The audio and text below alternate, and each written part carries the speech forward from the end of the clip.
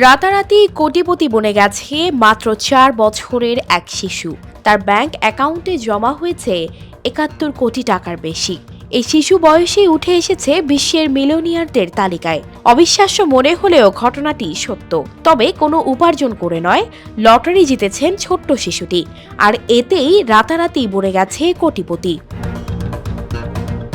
Gulf news বলছে, আল মুতাইরি নামে তার বাবা একটি ব্যাংকে অ্যাকাউন্ট খুলেছিলেন।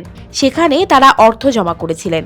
ব্যাংক কর্তৃপক্ষ প্রত্যেক বছর অ্যাকাউন্টধারীদের নিয়ে একটি লটারি আয়োজন করে, আর এই লটারির প্রথম পুরস্কার বিজয়ী পান ২ মিলিয়ন বা ২০ লাখ কুয়েতি দিনার, যা বাংলাদেশি মুদ্রায় ৭১ কোটি ৩৮ লাখ টাকার বেশি। এবছর সে পুরস্কার পেয়েছেন ৪ বছরের আল মুতাইরি। কুয়েতের শীর্ষস্থানীয় গালফ ব্যাংক বিশাল পরিমাণের এই অর্থ ব্যাপক জমকালো অনুষ্ঠানের মাধ্যমে আল মুতাইরির অ্যাকাউন্টে স্থানান্তর করেছে।